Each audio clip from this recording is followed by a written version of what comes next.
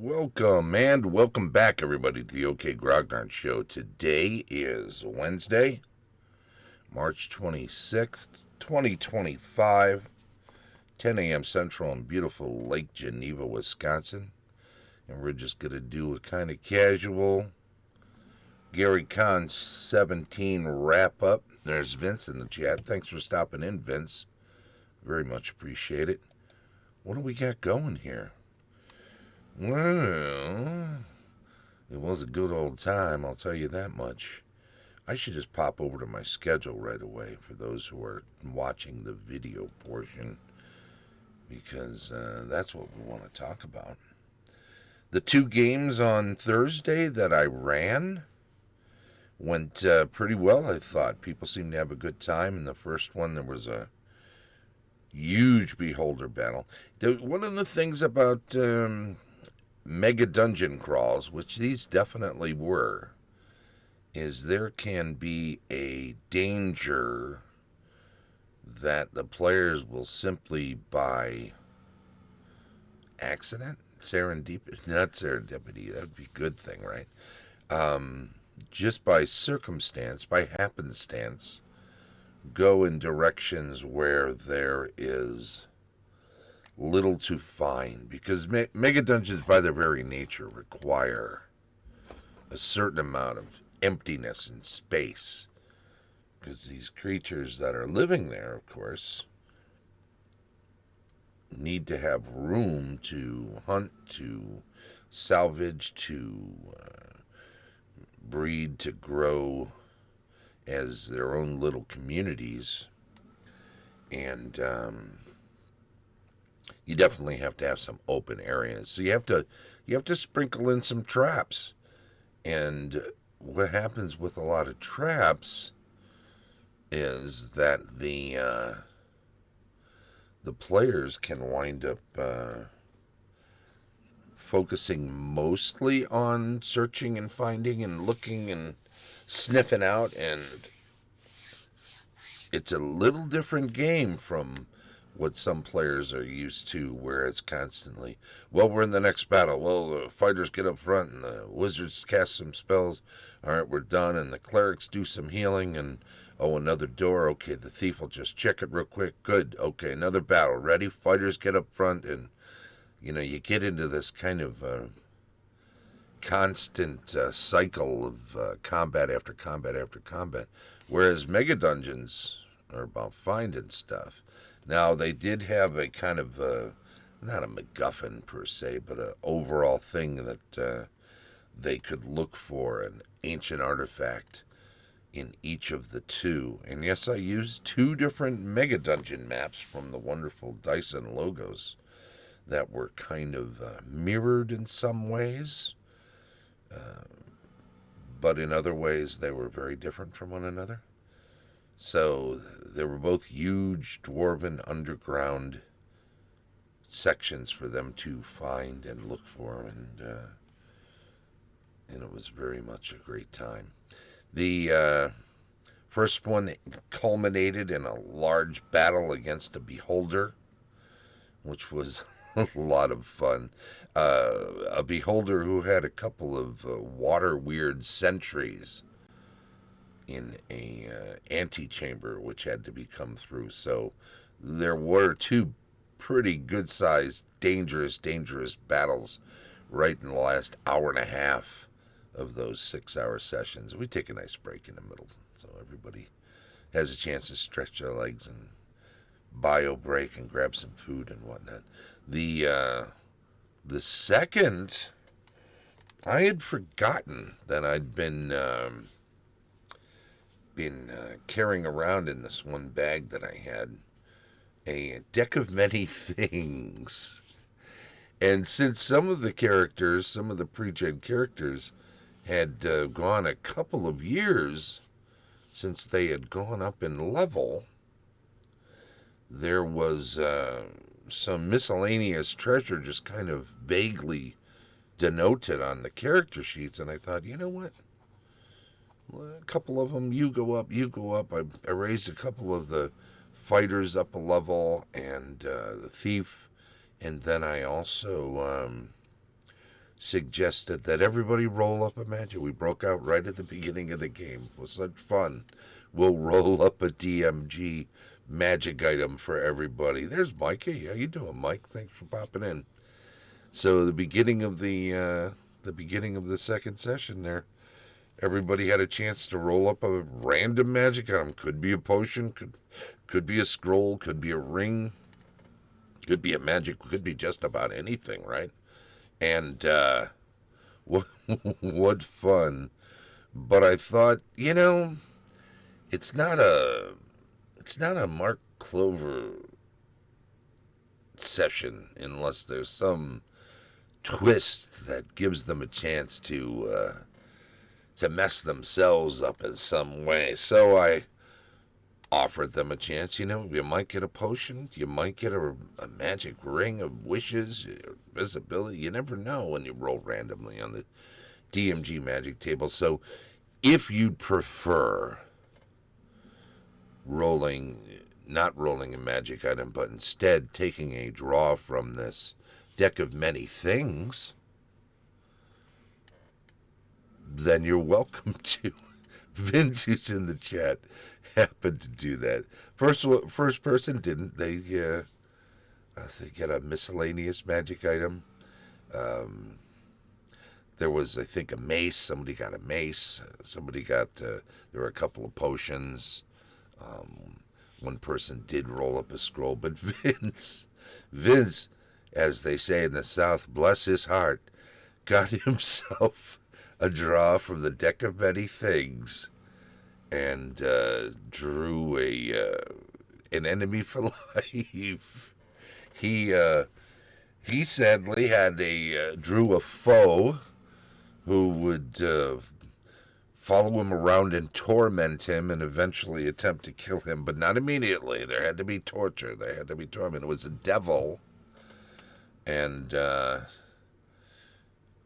I happened to just glance over at my vast wealth of miniatures, and up toward the top was a pit fiend. So it was perfect. Well, they don't come right away. They pick their moments. So Pit Fiend waited until they were near an underground cavern area where there were going to be some aquatic trolls coming out and slapping their wet feet on the dwarven stone, coming up and attacking. The Pit Fiend decided to hop right behind him. Sadly, because of the way the party was spread out, and Vince's character was up, his druid was at the back of the group in a 5-foot wide hallway while everyone else was in an open promenade. The Pit Fiend had to attack from the other side of the group. But the Pit Fiend fine with that. Remember, he's supposed to torture his character, not just kill him.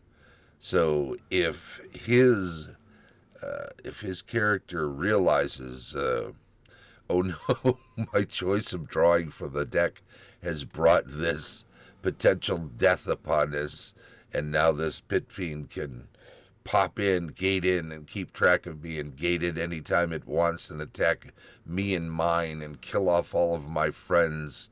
And Vince says, a very memorable session, such fun, laughing his rear off. Yeah, laughing my ass off too, Vince, for sure. It was a very good time. It was a nice little twist. It did add an element of excitement and constant danger and pressure, where the group had to make sure that no matter where they were definitely ready just in case this thing came back.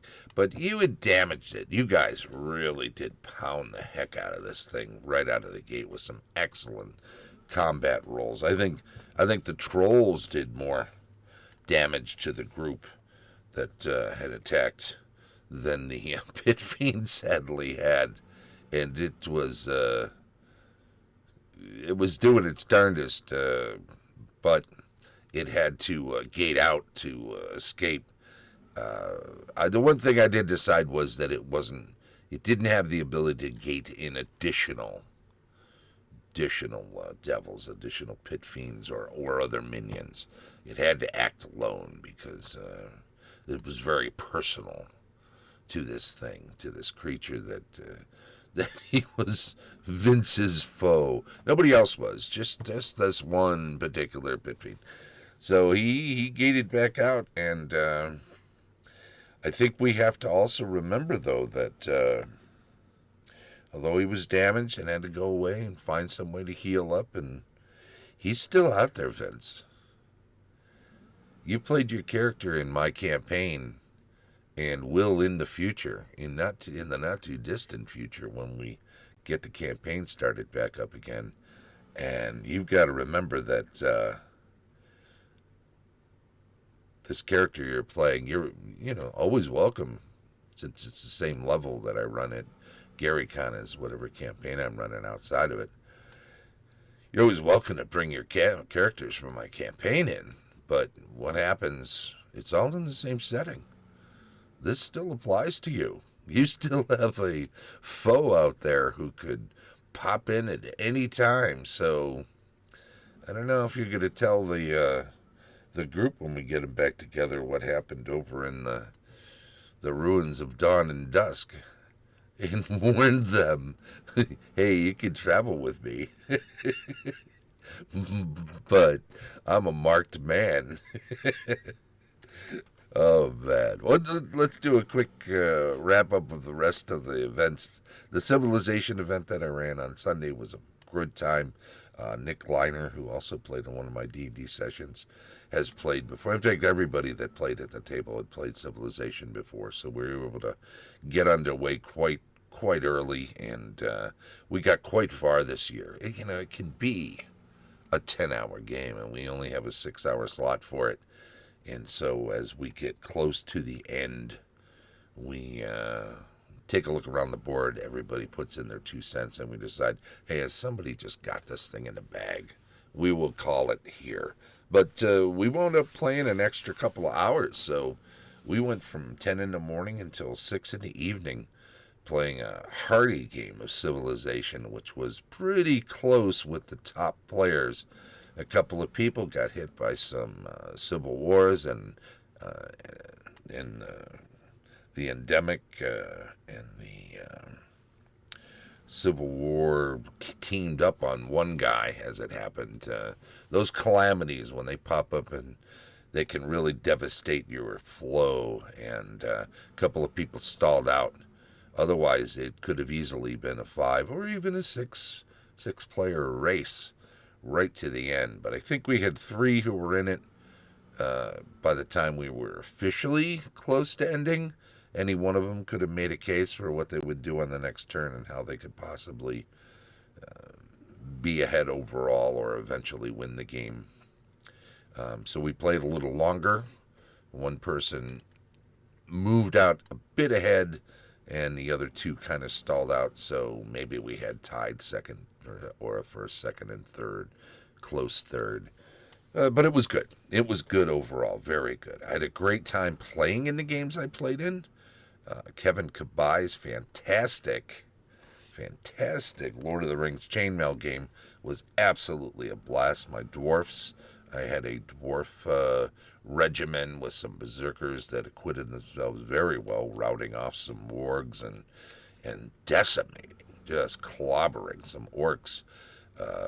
Totally a matter of the rolls. I was set up to not get overwhelmed, which is always a possibility when fighting large hordes of enemies, but I chose my battlefield well and gave myself a fighting chance, and then the dice rolls took over. The dwarf berserkers hit on a 5 or a 6 on a 6-sider rather than just a 6, and their 6s are exploding, so every 6 you roll rolls again for a potential extra hit, again and again and again and again, possibly. And some of my rolls were a couple of 5s and 4 6s, and rolled them all again, so those are all hits. So I got 6 plus more, and it was crazy. So good won the day. The forces of good had to catch up with the big wolf and cut the Silmaril out of his tum-tum. and bitten off the hand of the person who was carrying it. Into the Wilderlands, Dave Temperato's wonderful open setting original D&D game was a blast. We were playing third level characters this time around, and we had to traipse across the outdoor survival mat to find a place where there was a wedding going on. There was big treasure there. We had heard a rumor, but also that there was a dragon involved. Turns out the bride was a dragon in disguise in her wedding dress, and we sussed that out and then saved everybody from an acidy death.